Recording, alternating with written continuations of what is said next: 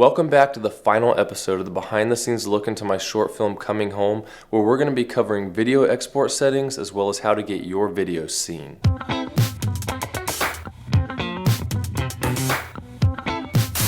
Hey everyone, Camber here, showing you how to use your camera to make good videos. So if you're new, consider subscribing. And if you haven't seen the video yet, head over to my other page, Camber Films, check out the short film Coming Home, then come back here for the behind the scenes. And with that, let's head over to the computer.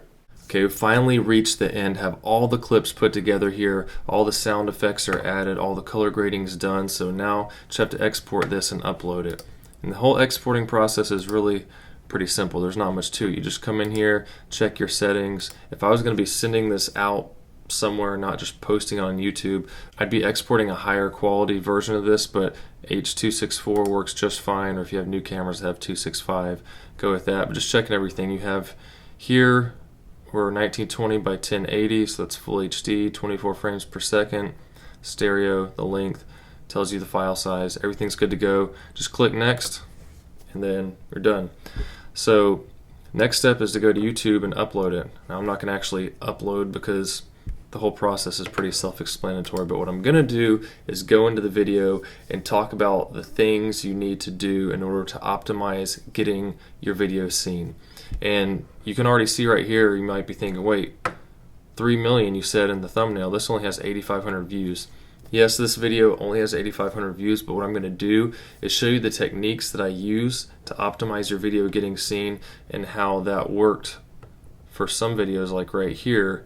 3 million views is what I got on this, and at the time I only had 50 subscribers when this thing started skyrocketing. And so we're going to look at 3 things that are going to help you get your videos seen, and the first of that is your thumbnail. And I'm guilty of this. You go in, you spend hours and hours on your video, and then you get to uploading and you're like, oh, I did a thumbnail, and you go in and you pull a screenshot from somewhere in the video. And this will work. That's what I ended up doing with this video, and this one looks fine. Thankfully I had something that could work, but you can see the quality of it isn't that good because when you take a picture, there's a whole lot more pixels involved, and it's going to be a lot clearer and look a lot better. So you want to think ahead of time of these things while you're filming. Think about, okay, how can I get a good thumbnail for this? What's going to draw people's attention? Because it'll make a big difference. You can see I did the same thing with this video. I pulled a screenshot from it. Had I gone out and take a picture, it just would have been a lot clearer. You'd see a lot more detail, and I could have framed it better. So take the time, get that done right, and it'll really help you out, because that's the first thing people see. And if it doesn't get your attention, then they're going to scroll right past it, and your video is not going to get seen. So just as much as you want to make a good story, you also need to grab people's attention before they even watch the video so that they will watch it. So the next thing is your title.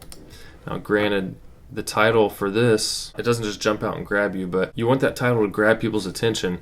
And just like I do in these other videos, like the best cameras for beginner filmmakers and make your videos more cinematic, perfecting your film with color grading, it's those things that get people's attention to think, oh, I need to learn how to do that, I want to do that, I need to see that. It's going to grab their attention. It's a little more difficult with projects like this because you're not really teaching someone, it's just entertainment. So that gets into the third thing that you really need to look at, and that is your tags. And when you upload a video to YouTube, you have 500 characters you can use down here to tag your videos. And so when I added something like this, deployment homecoming short film, I could have just called it Coming Home, but the problem is someone searches Coming Home, who knows what you're going to find. So you want to make these things as descriptive as possible, and you want to add keywords that you put into this to make your video searchable. So deployment homecoming short film, I have those types of things in here, and so I added those to my title to help it be searchable. And like I said, this video, it's not as popular because it's not something that people are just searching for. But with this video that has 3 million views, I didn't have any subscribers really when I started. I uploaded this, I had about 50 subscribers. It got up to about 30,000 views after 9 months, which is still really good, especially since I didn't have any following. But I didn't know what I was doing as far as using titles. Like, I never changed this title. I could probably do something better with it, but I started learning a lot more about tags and how to make your videos more searchable. And so looking down here, I used to just have things like this here, Justin Timberlake. If you type in Justin Timberlake in YouTube, you're going to find a whole lot of results of, I mean, he has so many music videos, so many concerts, movies. You're going to find all kinds of clips of things. So if you just put something very generic in there like that, no one's going to find your video because there's so many other ones that are going to trump that in the order of things. And so I had stuff like Justin Timberlake and Can't Stop the Feeling. But when I went back in and put stuff like childbirth parody, baby labor parody, Justin Timberlake Can't Stop the Feeling parody, if you type in a lot of those things, my video is going to come up closer to the top of the search now. But even so, a lot of people aren't necessarily searching those things, but people who are searching stuff about going into labor, having a baby, what's going to happen is once YouTube can recognize your video and see what it's about through these tags, they can suggest that to other people. And so I got on my computer one day after I learned about all these tags and saw, whoa, I have like 2,000 views in the last 48 hours, and that was a big deal for me.